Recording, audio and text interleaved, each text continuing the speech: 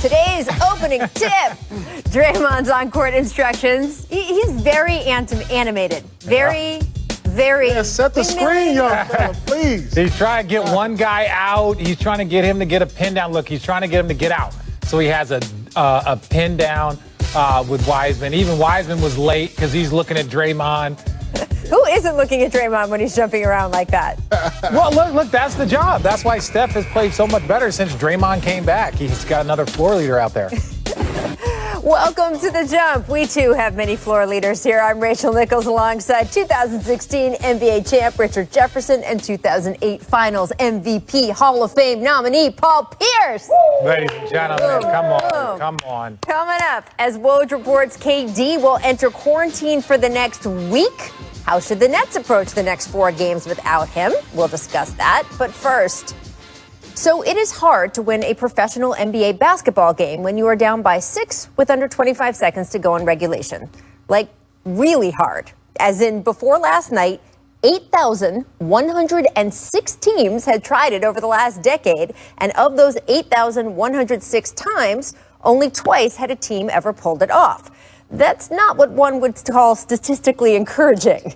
Remember in Empire Strikes Back when C-3PO told Han Solo the probability of them getting through the asteroid field and Han said, "Never tell me the odds"? Yeah, even those odds were better than what the Pacers faced last night in New Orleans. Down 6 with under 25 on the clock. So it was an absolute mad experience watching what happened next. Victor Oladipo pulling up from nearly 30 feet. That shot as free and easy as a Sunday bucket at the park. The Pelicans appeared a bit stunned as the ball went in, but with just 20 seconds to go at that point and possession, New Orleans still should have been pretty comfortable, right? Leading by 3? Except then J.J. Redick, who has been on one end or another of hundreds of thousands of inbound passes over his 15-year career, was part of boofing this one. Both he and Lonzo Ball dissolving under the Pacers' press. And look, even then, you would think... Where was Lonzo going? Where was Lonzo going? He started to dribble back into... No, Lonzo, no. What's going on right here? Right? And by the way, you'd think that Stan Van Gundy would have called a timeout at that point, which he could have. They would have advanced the ball to the other side of the court. It. That's, Right? He didn't, though. Oladipo wrestled it away. Malcolm Brogdon, Miles Turner, bam, the ball game. Then came overtime. Another Oladipo steal here, right? Nice driving layups. It takes everything to go wrong and everything to go right. With another 3. That's why left open from the 8,000 wing. didn't do it. This is, of course, the version of Victor that so electrified Indiana when he first arrived there, but has been much harder to come by since he suffered that horrible leg injury over 23 months ago. Honestly, it's just been a weird past year for Victor overall. During his rehab, he tried his hand at reality TV, appearing on The Masked Singer and doing so well, he earned this whole new wave of fans. Then January and February were tougher. He returned to the court but struggled to find rhythm.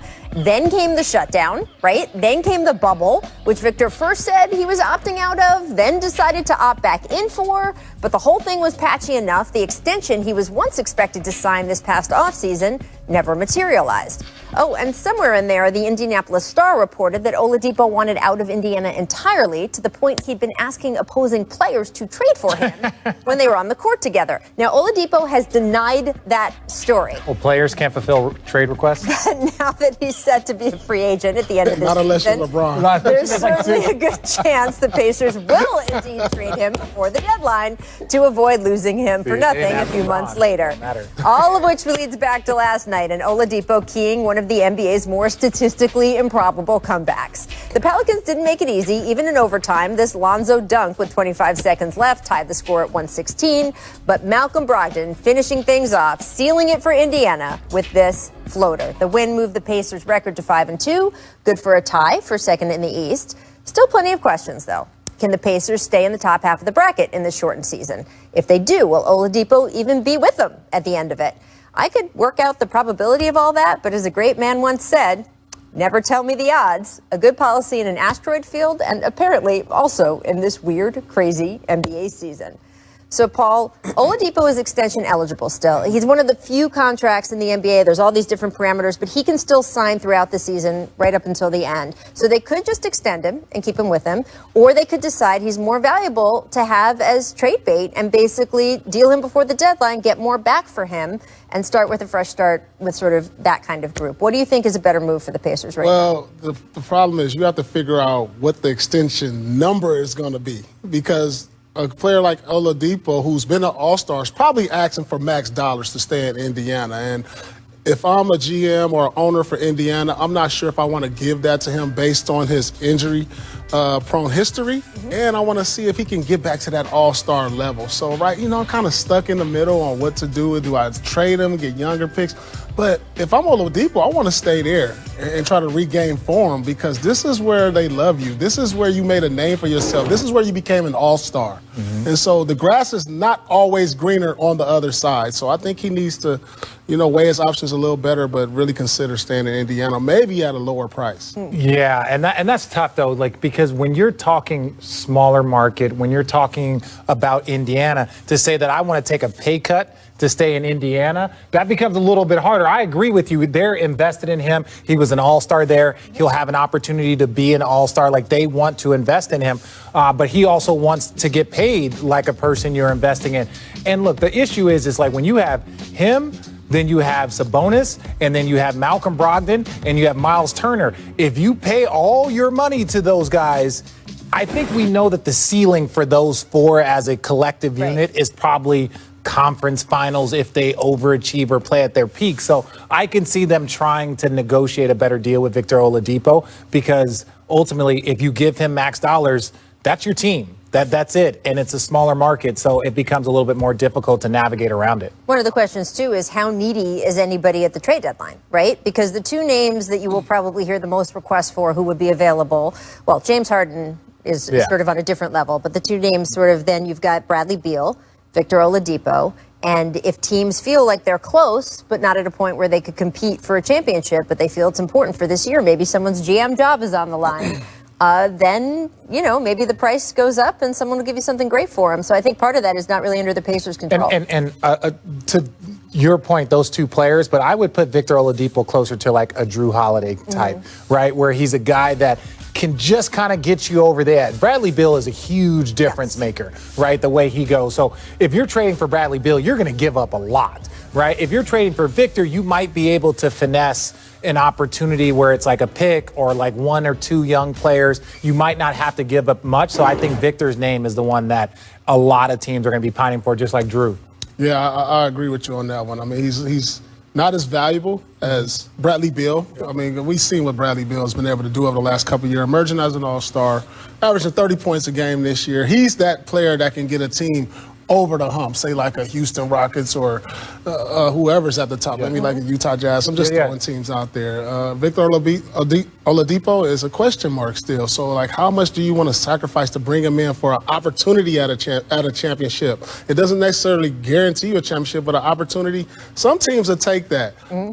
But it's not guaranteed. Well, it's in Victor's best interest, obviously, to play as well as he can, up his own value, either for a contract or a trade to a contender, and did that last night. Wow, what a crazy, crazy end of that game. I want to switch over to what happened in the state of Texas. Luka and the Mavericks went into Houston and beat James Harden, John Wall, and the Rockets behind a 33-point triple-double from Doncic. Now, unfortunately for Houston, Boogie Cousins only got to see the floor for 3 minutes. Kentucky buddies, right? Yeah, Cousins picking up friends 2 between texts. the lines, Paul. Woo. Brief entanglement. You had friends Willie between the Cauley's lines, fine. Paul. If you went to Kansas and I went to Kansas, there's a mutual respect because we went to the same school. We're alumni.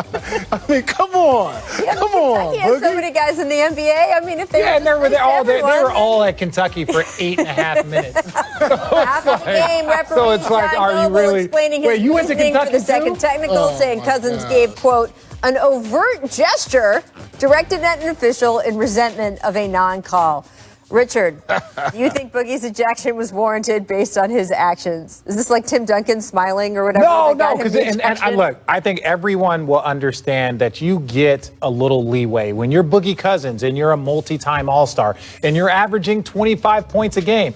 Antics are allowed. We've seen it with other players. We don't need to go and say names like Draymond or need to say other names where like you've seen like antics allowed to a certain degree because you've earned that Richard right. Jefferson. Yeah, sometimes. Yep. But when you have an individual that is now hasn't played in 2 years and is now coming off the bench, the same antics that were allowed 2 years ago when you're an All-Star are not allowed right now. I don't think that he would have been thrown out of the game if it was 2 years ago and he was 25 points a game. Yeah, I'm telling you, it means more when you get 25 a game. Yes.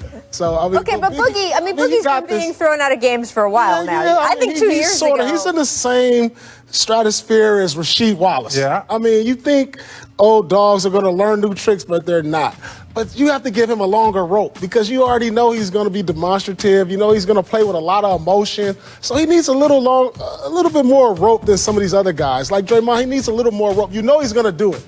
But is it worth throwing a guy out the game if it's really not that necessary? Yeah, you put a hand on somebody, okay. That's one tech. But a look or a stare down or a couple words. But when you average in 25, Paul, yeah, that's easy. You get, Flip it over to if you're someone who averages a lot of texts, right? You made the comparison to Sheed, right? Yeah. So if you are someone who has a history of technical fouls, like let's say Boogie does, are the officials a little bit trigger happy? Let me tell you this. If I'm the coach and you out here getting double technicals in the game and you only giving me like 7 points a game, I'm hot. I'm like, you just took away 2 points. I'm like, now you're giving me, now that's 5 points that you ain't got me. Yeah. So, yeah. I can take it from somebody. Quicker to whistle on someone who has a history? No, yes, they are, but they're also allow more with a person. If you are an all-star and you are running off and saying these stuff, they give you, because they don't want to throw the all-star out of the game. They understand there's different rules, Richard, for different players in this. No, I'm not saying that. The NBA is saying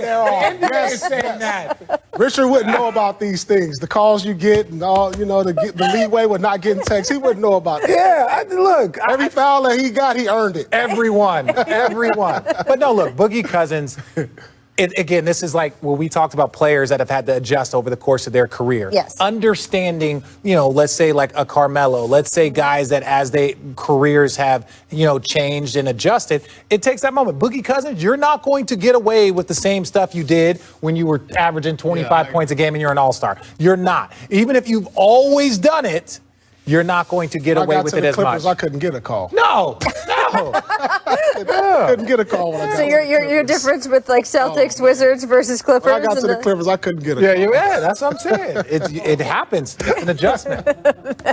And that may be the end of that discussion. Coming up, stick with us. A beautiful lob poster from BAM. Pacers, Pelicans. First, Zion comes up with the big block.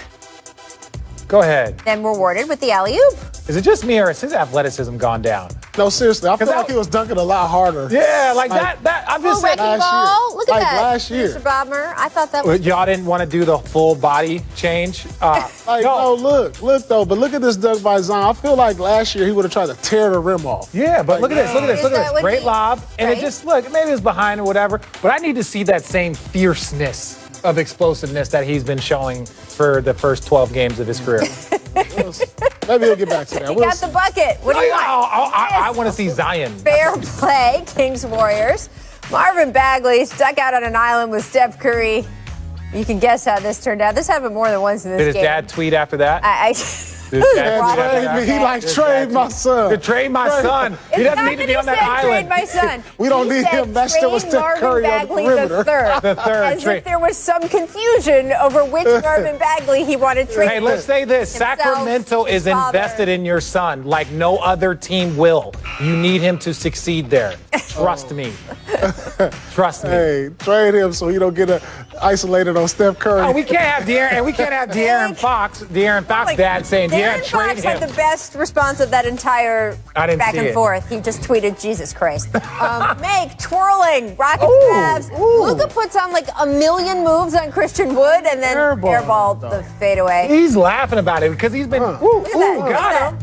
Too easy. Oh my goodness, that was a nice move though. He just expended a lot of effort before we got there. That look like he got a lot of meat in him. You know what? Hold on. No, seriously though. No, look it, because it looks slow and lethargic, but he always get there. You know. You were so annoying. I mean, he a better passer, but as far as scoring ability, me and him got a lot in common. Yeah, it's like you're not supposed to be athletic, but you're athletic. You get the shot off. Like, no, seriously. No, I'm real. A lot of it. Look at that. Paul, you're. I wouldn't airball from that short, but he got a lot of Here's what I have to say. Paul has won a title in the Finals MVP. He can say whatever he wants. Miss Humility, back to Kings Warriors. Kelly Oubre, working hard inside, thinks he gets a bucket, flexes. No, I didn't see it. It does not Watch this. Flex on him. Paul, is this your boy Von Wafer? You see guys hide? I was in Boston when Von Wafer did this. He went down the lane and he thought he made the dunk. Right? Looking to the camera. And then tries it out. Watch out, man. Jermaine O'Neal got traveling because he bumped into it. Come on. Oh, come on. Watch the guys hide. Watch his teammates hide. Watch, keep going. If you see his teammates hide, they start to duck and hide. Look, they hide behind they hide behind the table. They're like, oh no. Is our next hide. Looking at the wrong camera? Look over there. I don't know what camera. I'm looking at all the TVs. That TV. I'm sorry, guys. Come on, Vaughn. Poor Mylan's in the studio, like waving his arms over his head like an airplane conductor. Make the Bayou. Bam catches the lob, packs it in on Mike Muscala. Richard is stealing the roof for Bam Adebayo. He's so good. And you know what I like about him is now that we've seen the game change, we've also seen a hybrid of these 4/5 players. You know, Montrezl Harrell, you have him. He's on your list for guys who could catch bodies. Yeah, he definitely catches bodies. But we were talking about body catchers, but he's a lob body catcher. Yeah. Well, funny you should mention. What, we got something else? Time to run it back. The best alley-oop posterizations ever. Let me see Producer Bobber got up in it. 2005, Kobe on the Blazers. Oh my goodness. Come on, Kobe. That's what I'm saying. We're not saying get off our lawn. Man, man. But the stars used to be body catchers. Yeah, I don't see that, man. We got this. That's a good conversation right now. What stars today is catching bodies outside of Giannis? 1984, we could do that during break. Rookie Michael Jordan, Sidney Moncrief, welcome. Even Sidney was laughing. Ooh. Woo. He's like, damn it, he got me. He was not. He might have been one of the first. He was not going to be the last. Not going to be the last. Look at Skinny Mike. Look at Skinny Mike. Young Michael, 2011, Dwight on Drew Holiday. That's not a fair. When the bench starts moving. Right. Is that Malik Allen? No, that's nice, but when your center dunk on the point guard, it don't get the same. Remember DeAndre on Fox? No, it was. Now this was nasty. Jason Terry. I thought JT died. That was a little revenge for until Courtney leave my Wildcat brother alone, man. I thought he died on this play. I thought he died. Look at it. You need the yellow tape. And Bron, just a bully. I thought he needed white tape after this. There was some history there, as you know. Yeah, honestly, I can't stand Bron. He's such a. This was the one. 2013, Jordan, that's one. Look at him. Look at Vinny Del Negro trying to calm him down. Look at Vinny Del Negro. He's like, you can't calm him down off a dunk like that. Look at DeAndre afterwards. When I look at these highlights, most of these are point guards jumping. Like, why are the point guards jumping for these alley-oops? Look at that jump. We now bring in our ESPN NBA insider covering the league all over the East Coast, Tim Bontemps. Welcome. Hey, thanks for having me, Rachel. Tim, what up, man? Hey, P. How you doing, man? Good, Happy New Year to everybody. There you go. It's a Boston hello. There we go. I want to take you down to Tampa last night when we're talking about the Celtics. 40 points from Jason Tatum. Celtics rallying from an early 13-point deficit to send the Raptors to 1-5 after the game. Fred VanVleet and Kyle Lowry trying to make sense of their team's slow start. This is probably uncharted territory for most of us. I know just speaking for myself, I've never been a part of something like this. But you know, we can't hang our heads. Nobody's feeling sorry for us. I think we just need to, get a little bit more grittier, get a little bit more tougher, and a little bit more nastier, and have a little bit of a swag to us. And right now we have no swag to us. Right now we have nothing. There's nothing to us. Right? We're just like that team. Like teams are looking at us like, all right, let's go eat, and that's not a good feeling. Tim, I mean, we're only 2 weeks into the season. And again, I want to make the point. These guys are playing in Tampa. I mean, they have been displaced more than any other team due to coronavirus. But how concerned are you about the Raptors right now? I'm really concerned, Rachel. I thought that game last night with the Celtics starting Tremont Waters here at point guard, without Marcus Smart, without Kemba Walker, playing on a back-to-back, having played in Detroit the day before, that felt like a game for Toronto to get right. You know, get a nice win at home, or at least their temporary home, before going out on this 4-game West Coast trip and around the team. Instead, it was the exact opposite. Fleet and Kyle Lowry said after the game, Nick Nurse, the coach of the Raptors, went basically through every bench player on the team other than Chris Boucher and said that they were not playing good enough.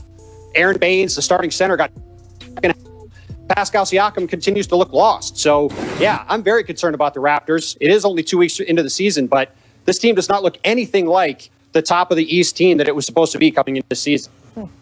Well, look, my thing about this team is that, look, last year when they won 15 games in a row, they were overachieving, right? Like, that wasn't probably them. They were a very good team. I think where they finished in the bubble is probably where they should have, especially given their expectations at the beginning of the year. But then now this year, I think they're just underachieving. They're not a team that should be finished second in the conference, and they're not a team that should be 1-5. So they have a lot of guys that aren't shooting the ball well, like particularly well. Powell is not shooting the ball well. I think with a leadership like Kyle Lowry, they're going to be fine. But the last part is, do not underestimate losing Marc Gasol and Serge Ibaka. Yeah. Like, do not underestimate. You look at what Marc Gasol, him and LeBron James have an amazing pairing right now, and then you add that the way Serge has fit with the Clippers. So you can't look at those two guys and say these guys are fitting great with championship teams and think that Toronto's not going to have a drop without them. Yeah, absolutely. 2 starters to a championship team. Well, Paul, let me ask you a question. Toronto keeps being mentioned in the James Harden rumors. Masai Ujiri, remember, took a flyer on Kawhi Leonard, and even though he didn't stay, it paid off for 1 year. Do you think they should kick the tires on that more, Paul? James Harden? I mean, anything they can do to kick the tires of Toronto, I help. I mean, shoot, but it looked like they pushing that flat tire over there. But they are who I expected them to be. When you lose Kawhi last couple years, you lost Marc and Serge. It may be time to start thinking about trading Kyle Lowry. I mean, he's an aging vet who still can bring some value to a veteran team. Siakam he's one of the ones playing well at the start. Yeah, he's playing solid. Siakam has been struggling. Yes. I mean, but he's their young star. He's who they have invested in, and start building around him. Lowry, he's a guy that can help people right now. He can help a contending team. So if I'm Toronto, I'll look at probably start to rebuild after losing all these veterans within the last couple years. Yeah. I hope that Kyle stays in Toronto just because I like it when a player bonds with a franchise the way he has. I will say that I would expect the Clippers to be pretty aggressive on trying to go after. They need more of a floor general. If guys like that start to become available, I'm curious which teams they will be visiting and whether Toronto is one of them. All right, Paul, I want to switch over to the Celtics because with that win last night, they moved to 5-3. How encouraged are you by their start? Well, I'm very encouraged for the simple fact you don't have one of your star leaders in Kemba Walker.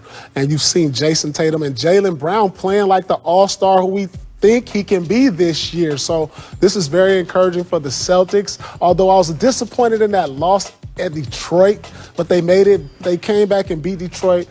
But you got to be encouraged, especially for their lack of depth, Smart being out, Kemba being out. And they're right up there at the top with the Eastern Conference.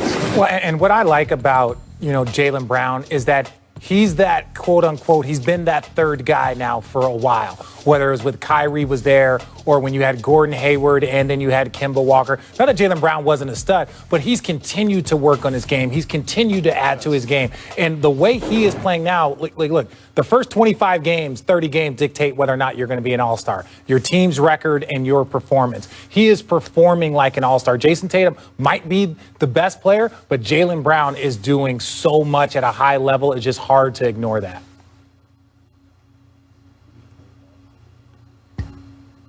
The way Jaylen Brown has played. Coming into this season, he said that he wanted to take on the responsibility that came with Gordon Hayward leaving in free agency and with Kemba Walker being out. And he's done that and then some. I mean, he's been, in my opinion, one of the best players in the league over these first couple weeks of the season. He's getting every clutch basket when Boston needs it, when they get into a funk. And with this lack of depth, as Paul pointed out, with with Kemba out, without Gordon Hayward, relying on a guy like Peyton Pritchard, who had a huge game last night against Toronto. They need Jaylen Brown and Jason Tatum to play like this every single night to win. So far, they've been doing that.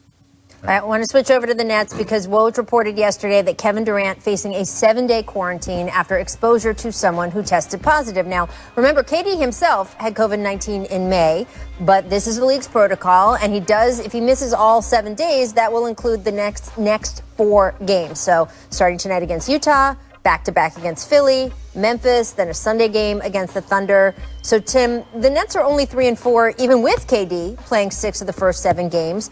What do you feel the Nets should be focusing on over the next week without their leading scorer? Well, Steve Nash needs to go find every instructional tape he can find on how to play defense and just play them for the next week, whenever they can. Play them, give them to guys to watch at home, watch at practice, watch on the plane, at the hotel, before the game. This team needs to start guarding people. They don't have very much defensive talent. If you go through their top 8 or 9 guys, I would argue they have no above-average defensive players, and they have several minus ones, whether it's Kyrie Irving, Joe Harris, Karis LeVert, Taurean Prince. So they're already working at a deficit, but this team needs to play much better at that end if they want to be a true championship contender. If you go over the last decade, no team other than the Golden State Warriors has been outside the top 10 in defensive efficiency. And the Warriors in 2018 were 11th in defensive efficiency. That was a team, I think we'd all agree, that had a lot more defensive talent than being outside of the top 10. This team does not have that. They have to get much, much better at that end, I think, if they want any chance of being an elite team in the East. Yeah, and look, I think Kevin Durant's best defensive years came when he was in Golden State, and that's because of the clear principles, the style of defense. He was motivated. He was up there in conversation towards the end of the year, is like, could he be the defensive player of the year? So is he going to be able to get to that same spot? I don't think so. I think for me, you have to look at the other guys. You always have to look at your team from like as a player and say, like, where can I contribute? Losing Spencer Dinwiddie, Taurean Prince, these guys have to focus on the defensive end. If you told me all I have to do is become an above average defender and we are a championship level team, but that's what it's going to take. But that's also going to be the leadership. You talk about the leadership of Kyrie, the leadership of Kevin Durant. Can they get the other players to buy in on a defensive scheme? And Steve Nash and, look, we know Mike D'Antoni is not a defensive, monster, but they need a lot of guys contributing on the defensive end, and they're not getting it. Yeah, you don't have to have individual great defensive players to have a great defensive team. You just need a great infrastructure on defense. I mean, my Boston Celtics team, we didn't have individual great defenders outside of Kevin, but we had a system in place. But also, I've been watching the Nets this year, and I think they have to do a better job at staggering their stars, too. Mm-hmm. I think Kevin or Kyrie needs to play with the second unit. I also believe Jared Allen should be starting. I mean, I think he's a huge key to what they do defensively.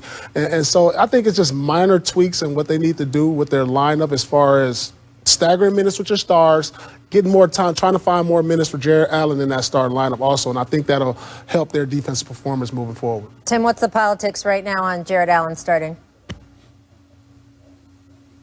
Well, DeAndre Jordan is friends with Kevin Durant and Kyrie Irving, so he is starting. There's little doubt to me that Jared Allen is the far better player, and he should be starting, and Paul is right. I'm sure Richard would agree, whether he'll say it or not.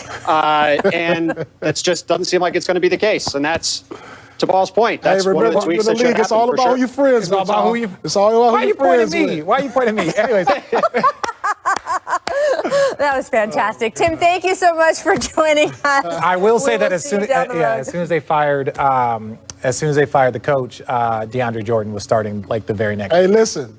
Richard Jefferson was friends with LeBron. Who? Therefore, he got on the team. I don't like that dude. You know what I'm saying? Therefore, he express to people. He had 1 foot out the league at that point. But are you kidding? He's I held on as long as I could. Poor Tim has no idea what he's gotten into. Here's what the Jump recommends for today, friends. Back to the Jump. I'm Rachel Nichols here with Richard Jefferson, Paul Pierce. Let's talk about some of the struggles that league employees are dealing with off the court. Now, before the break, we recommended a story from our friend Baxter Holmes on how team health officials say they're struggling to find balance in managing their jobs amid the current COVID-19 protocols. Compliance with league policy has fallen largely on athletic trainers, who, of course, also responsible for helping players maintain their bodies for optimal performance. Look at these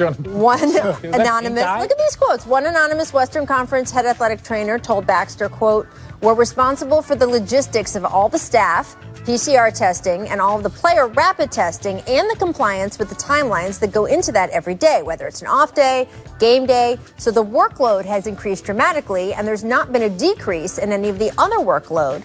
Richard, I thought you guys could give good insight, right, between the relationship between players and trainers and this relationship changing with coronavirus protocols and sort of the burden on these guys.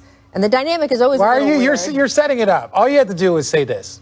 It's different than what it was a long time ago, but that's not the point. The point is like that anonymous GM or the anonymous trainer sounded like we have a lot more work to do. That's really what it comes down to, because when we first came into the league, and this is not a get off our lawn, it's the whole show. You had two trainers, and one of the trainers was an equipment manager, and that's also why they would crack jokes about if you're a young player, don't even think about getting on the table. Right. You need room for veterans, right? Right. But now it's to a point where you have 3 trainers. You have what is it called? A sports science team. You have a sleep doctor. You have 3 nutritionists. You have 4 weight coaches. You have a staff of like 15 people that used to do a job of 3. So don't tell me that these protocols and this more work. Yes, it is more work, but there's a lot of people there that are helping to put their hands on these athletes. In other words, they're asking for a raise. Yeah, basically. That's basically saying we got a lot more work to do. We got a lot more work. I need more pay. I do think it's a lot, and the protocols do keep changing. They just issued something about masks, right? And when guys are on the bench versus when they come out for halftime versus all of that. It is a lot to keep track of. And then the protocols, too, about how many people can be in a room with a guy when he is on the training table have changed. So I do think, you are being unnecessarily harsh. Go 10 years ago. Yes. And look, and if we were to do a number, each team that had a quote unquote training medical staff, and we can include the weight team, like the weight staff. Yeah. So you would have a weight coach and an assistant weight coach. No one had personal trainers. So then you would have so literally it's a total of 6. Now that number has ballooned to between 10 and 15. So between 10 and 15 versus 6, 10, 15 years ago, don't tell me that you can't still get hands on bodies of players. Basically what he's saying is can they just, the NBA hire one protocol person to handle that so we can focus on the players? That's what I'm hearing. Said it best. The teams could hire that if they wanted to. They could, but they're like, we're paying 15 people already on this staff. Yeah, but the value of the franchise went up to $2-3 billion. Yeah. Exactly. So there you go. I do know in the bubble there were a couple guys who just forgot to get tested, as you may remember. I'm not pointing any fingers at you, Richard Jefferson, but in teams they would say, well, that the athletic trainer was supposed to chase him down. It's just a lot for these guys to do. It is a lot, and they've never had to do this before. And you got to understand, they're putting themselves at more risk of catching also. Mm-hmm. And so when you have 1 or 2 people, I think teams should do this. You have 15 players on a team. You should assign 3 players to 1 trainer. Mm-hmm. So if that means hiring 5 trainers now, they got 5 trainers. They have 5 trainers, and it'll lessen the load on a lot of these guys because there's still some teams at the bottom that got 1 or 2 trainers. Well, also I think part of this is there's more sensitivity because of a short offseason for some teams or a very long offseason for other teams, and you have more soft tissue injury concerns. Another line that stood out in the piece was them talking about how an overload of healthcare providers, meaning that, notable injuries we've already seen this season, right? Do you think that if trainers are stretched thinner, we will see more injuries, or there's no correlation, it's just timing and injuries? Yeah, there's no correlation. But I will tell you this about the players now. They're more needy also. I mean, this is wow. I mean, no, seriously, because I remember my last day. Yeah, that has nothing to do. That has nothing to do with COVID protocols. That has nothing to do with the trainer not stretching them or nothing. I mean, you're gonna get an injury some way, somehow, because you're an athlete. But the players that come, I remember players coming until and get with the trainer if they had a bad toenail or something. Or like seriously, everybody was on the table. Before, everybody would come in and get up shots, lift weights. Now everybody come in at 8 a.m. to get on the table. Yeah. And so there's more demand for the trainer and more work for him. And it wasn't again, like that before. The technology of the equipment, whether it's game readies, Normatechs, all of these things did not exist 10, 15 years ago. So you're talking about no game readies, no Normatechs, no hydrotherapy bath, no, all of this equipment there. No, but it's for a player. You can go home in Normatech. You can go home with a game ready. You can get there 15 minutes. Or every team has a massage therapist. Every single team has a massage therapist. This is bitter. Sometimes, no, I'm not bitter. I'm just saying that, like, the players have everything at their disposal. So for a trainer to come and say, well, we can't get hands on the players. It's like, wait, what are you talking about here? This is why I want. This is why he was anonymous, ladies and gentlemen. This is why he was anonymous, because he's just like, wait, we only have 3 massage therapists, we have 6 trainers, and we have 3 wait staff, but we have an overload. There you go. This is the word from these 2 guys. I can't see them from their lawn. I'm so far off it, but that's for later. Coming up in this show, after back-to-back wins, last night's win over the Kings, which leads us to crunch time here on The Jump. Richard, the Warriors beat the Kings by 31. They have won 4 of their last 5. Are the Warriors starting to give more indications that they are, in fact, a playoff team even without Clay? Yeah, well, look, this is what the addition of Draymond has done for them. Yes. Yeah, another playmaker, a defensive player of the year. But ultimately, they need to make the playoffs, because at the end of the day, Klay Thompson does not take them from a non-playoff team to a contender. Right. He should take them from a playoff team to a contender. Yeah, I see the biggest difference is Draymond. His leadership on the court, the numbers aren't really showing it, but just his presence and what he does and what he says on the bench, on the court has made a huge difference. Yeah. If you're looking at scoring numbers to evaluate his worth, you're looking in the wrong place.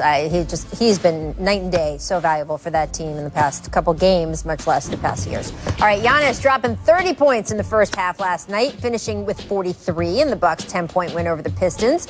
Paul, does Giannis need to take more of the Bucks' scoring load for them to reach their expectations, or is it just regular season? For them to meet their expectations, they need to play Detroit every night. I mean, come on. Look at this defense. There's no wall. Come on, Plum. He's just laying the ball up. He's dunking the ball. I mean, have they not seen the blueprint on how to guard him? I mean, come on. I mean, Giannis is a great player. Don't get me wrong. But I'm like, look how easy it looks for him. Detroit, he bottom of doesn't the need to East. do anything. Blake Griffin having a tough go again. Oh, that's not Blake, though. We forgot about him as a body catcher. Yeah. Blake. I'm not even sure Blake played. Did Blake even play this game? Nah. I'm not saying anything. Don't look now. New York Knicks are 4-3. Let's go. They've won 4 of their last 5 games after beating the Hawks last night in Atlanta. Do you think Tibbs is going to have the Knicks being a playoff team this year, Richard? I think they'll have a chance for the play-in spot. But when you look at the numbers of the Knicks and you're like, okay, how can they sustain this? Well, just go straight to the numbers. Can Alec Burke continue to average 20 a game? Can R.J. Barrett average 18? Yes. But can Randall average 23, 13, and 7? I don't know if he can maintain that. When I look at the Knicks, they remind me of an Allstate commercial. You know how it starts off good, and then it just ends up tragic. And I'm not wishing that upon the Knicks, but, it's early in the season. They're 4-3, haven't been 4-3 in over 25 years. I just feel like all the years of watching the Knicks, I'm not so. You're gun-shy. I'm not putting money on it. Well, Tibbs has them playing better defense. He's getting more out of his guys, and also, not shockingly, they lead the league in minutes, number 1 and number 2, right? Let's go. Guys, so if you want to play, Tibbs is your man. There you go. Julius Randle, R.J. Barrett, 1 and 2. All right, Knicks-Hawks game last night. Very good. League Pass game of the night. But tonight, we got some more great matchups to choose from. Remember, the producer's not allowed to pick anything on national TV. So tonight's choice is Timberwolves Nuggets, 9 o'clock Eastern. Karl Anthony Towns still out for the T-Wolves with that dislocated wrist. Nuggets have gotten off to a slow start this year, starting 2-4. Paul, do you have any long-term concerns about the Nuggets? I'm not concerned yet. Because, like I said, it's early in the season. You don't know what team's going to be in. You'll know who they are after about 25 games. It's early. I'm disappointed their slow start based on how they came out the bubble. They look pretty good, but this team is going to get it together. I think they can't help but to. Yeah, no, I like the Nuggets. I think they definitely need help defensively. They're one of the worst defensive teams in the league. Offensively, they're going to have all the skill. Jokic is going to get everyone involved. Jamal Murray is going to get buckets. Porter Jr. is playing well. But Gary Harris, Will Barton, these are the guys that need to step up and be high-level defenders. With their offense, they just need to be somewhere between 10 and 20 on the defensive end. When you start hovering in that 25, 23, when you start hovering in that range, it doesn't matter what your offense is, you're going to struggle. I mean, this is a team that was in the Western Conference Finals. Do you guys consider them a top 3-4 team in the West, or do you feel like enough teams have leapfrogged them? I think they are a top 4 team in the West. The record doesn't say right now. Yes, they're a top 4. Joker